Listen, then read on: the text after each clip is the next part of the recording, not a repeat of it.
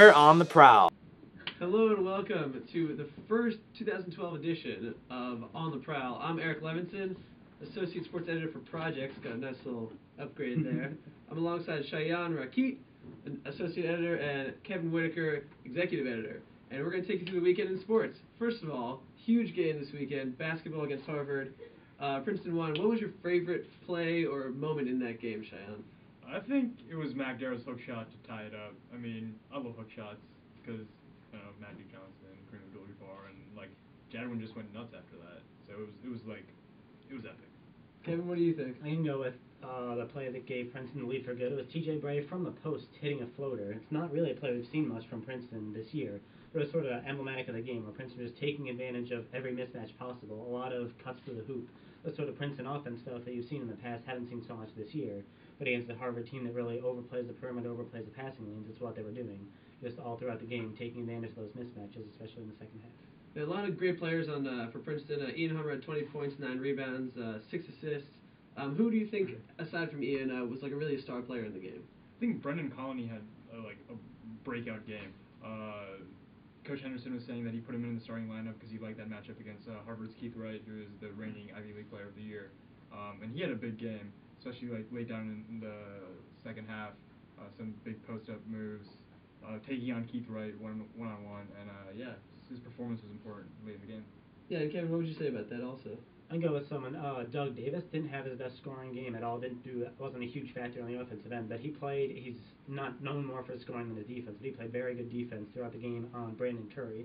Curry was in single digits most of the game in points until a couple of garbage time layups when Princeton was just avoiding threes, avoiding fouls. Davis really liked his play coming through screens.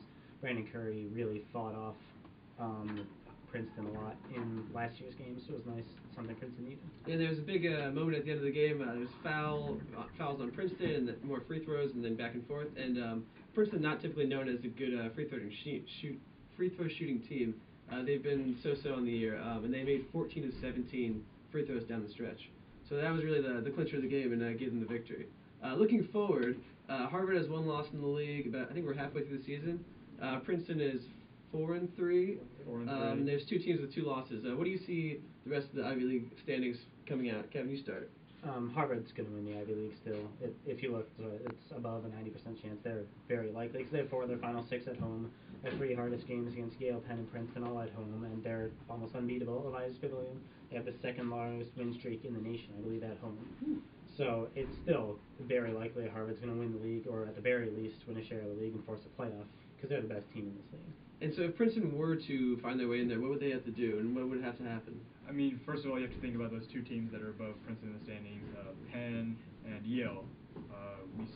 The nice thing is that most of Princeton's road slate is over. We only have 1 road trip left, which is the Dartmouth-Harvard trip. But we get Yale at home, Penn at home. We'll have to take care of business, especially next weekend against Cornell and Columbia. But yeah, it starts there to move up in the standings.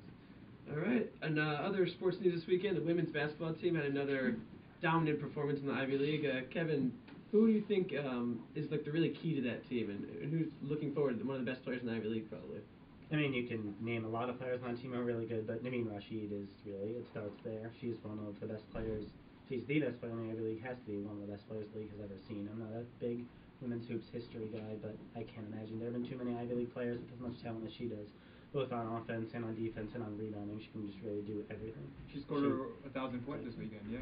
Against Harvard, they dominated in Levides. And she's really only had 2 full seasons since she missed more than half of last year with an injury, so it's pretty impressive.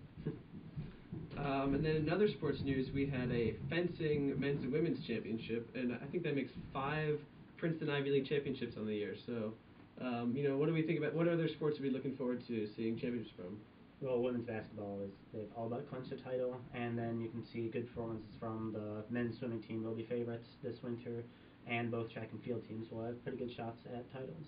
Shayan, who are you most looking forward to watching? What sport are you most looking forward to watching of those championship caliber teams? Well, I would say the squash team.